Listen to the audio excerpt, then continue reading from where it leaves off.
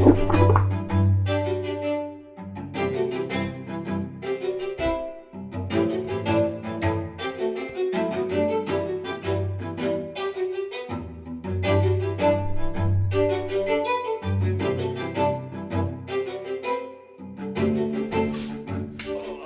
everybody, welcome back to Black Magic Craft. I know it might not seem like it based on recent videos, but it has been a very busy last couple of months here at VMC headquarters.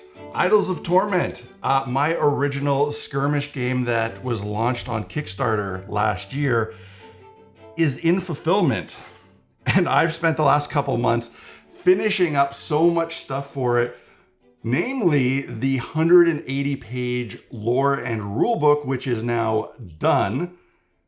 I never laid out a book before, so doing a 180-page book was quite the undertaking. And these little projects I've been doing lately with the rubber mats and the caulking weren't for no reason. I knew you'd like stuff like that for your D&D games. My personal motivation for exploring these new materials was in the hopes that I could create a really awesome 2x3 rubber gaming mat for Idols of Torment. So this video, that's what I've done. I've taken all the stuff that I have learned over the last couple projects and combined everything to make this fantastic battle mat that I'm super pumped about. One thing I want to touch on before we go ahead is this little mold here that you saw in the last video. Tons of people were curious about what the outcome of this was. And I will say that after leaving it to set for 5 days I was able to easily remove the caulking from this mold, and it came out awesome. It left me with a beautiful textured piece from my original hand sculpt. I didn't need any mold release. I don't know why so many people were so hung up on mold release. The problem wasn't mold release. The problem was just that when I tried to take it out, it was still totally uncured. It just took a really long time. So if you have 5 days to spare per piece, then this is a great solution. But while I was waiting those 5 days for it to cure, I got to work on this. And it started with this amazing rubber mat that I have found. Again, if you missed the last videos, this is a rubber cut to length floor runner from Home Depot. Now this mat is sold by the foot, in widths that I thought was 3 feet, but maybe it's a little bit wider because I had to actually cut this down to 36 inches. Then I set up for a big messy task using some paper, and I got to work spreading out some Dynaflex. This again is made by DAP. It's a latex acrylic silicone mix that I found to be perfect for this sort of thing. This time around, I'm using black. This saves me a lot of time not having to paint everything in black, but also if any of this ever rips, then, you know, it just looks black, which is fine, and it matches the rubber mat that I'm using. I spread it out evenly, trying to get a good thickness. I needed it to be thick enough to get in some texture, but not so thick that it would take forever to cure.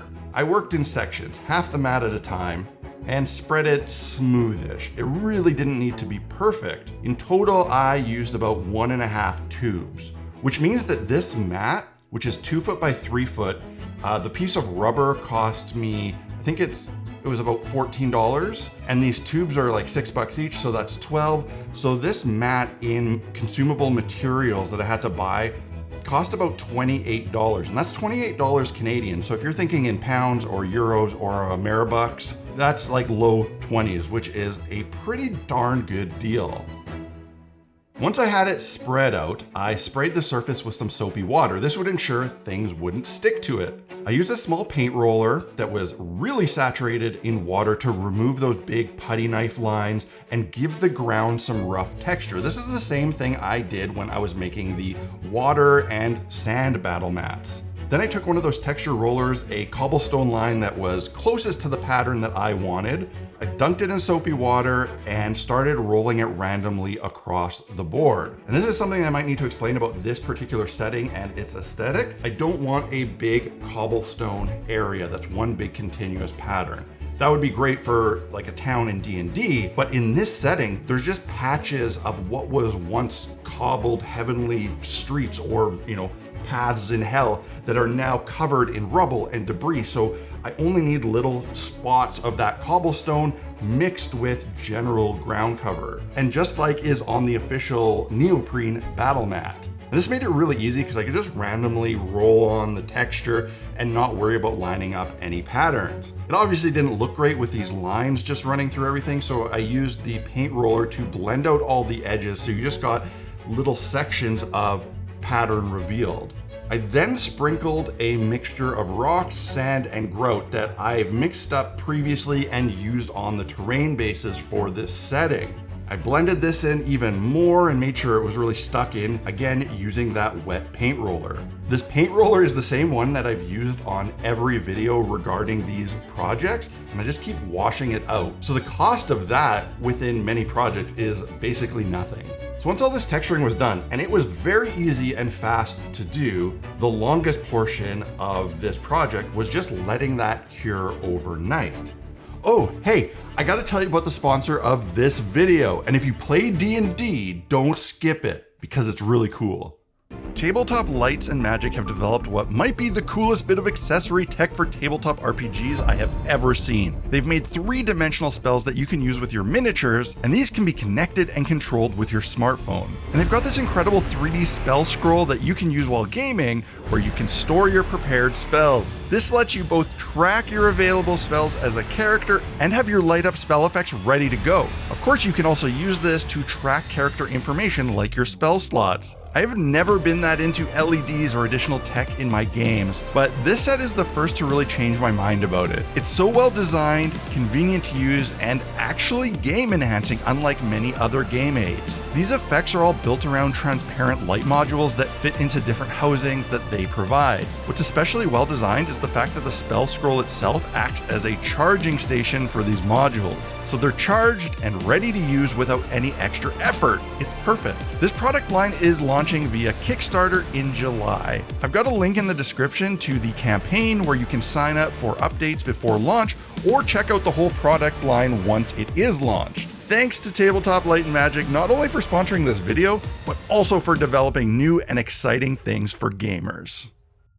The next day, I made sure to rub my hand across it, remove anything that was loose, and I used a vacuum to suck up any loose debris. I wanted to make sure that every piece of rock and sand was well stuck to this mat before moving on to painting. And I had a clever idea for the painting. Rather than, just like brushing out a coat of black paint, I decided to water down more of that latex caulking to a paint-like consistency, essentially creating something like house paint that you'd use on interior walls. I then rolled that over everything, and it looks kind of gray because it was watered down. But what this did was create a really strong, rubbery layer that locked everything in and was a consistent color that once cured was black just like everything else. This is something worth considering if you're building big foam terrain that's not very detailed. You just want a way to cover it all up and protect it from damage. Watering down some of this DAP, black latex, is kind of like black Mod Podge on steroids. And for painting, I kept it really simple. All I did was dry brush on some fog gray craft paint. This is the same color that I've used to dry brush all of my terrain pieces for Idols of Torment, so this would help blend everything together. I was very careful to lightly brush this on in circles using a big makeup brush.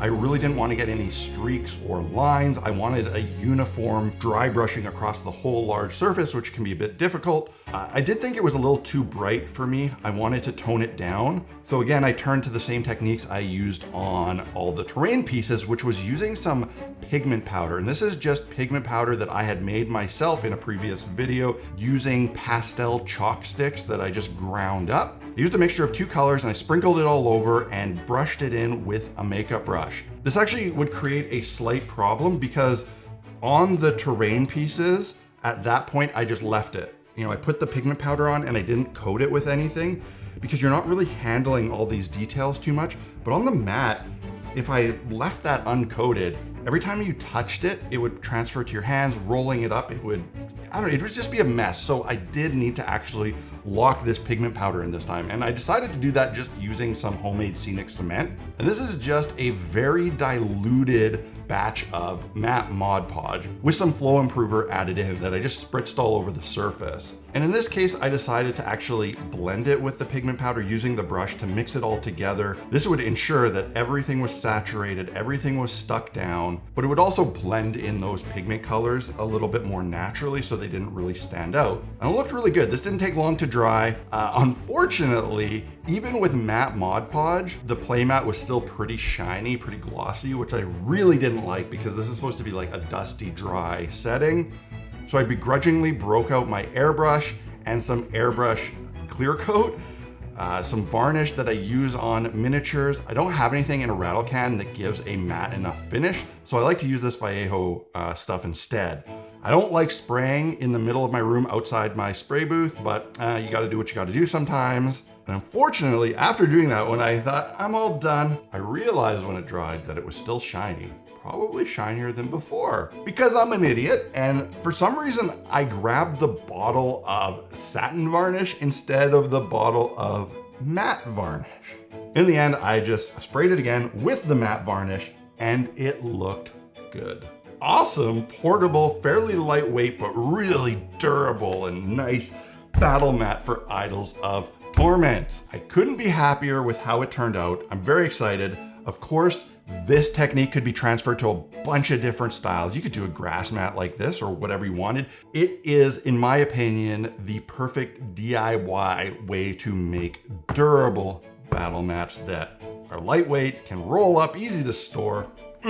Just awesome. Want to mention that if you have become interested in the game of Idols of Torment, but you missed out on the Kickstarter, I've got good news for you. It is now available to purchase as a PDF on myminifactory.com. All of the models are also available as STL files if you are into 3D printing. And if you're not, that's no problem because this game is miniature agnostic, so you can make or use other models. I'll put a link to the My Mini Factory PDF for the full rulebook so you can grab it and get in on the fun playing this game with everyone who did back the Kickstarter. I hope that you enjoyed this video. I hope that you've enjoyed these caulking rubber mat experiments. I have had a good time doing it, and I'm glad I did because now I have an item that I had been thinking about for a really long time.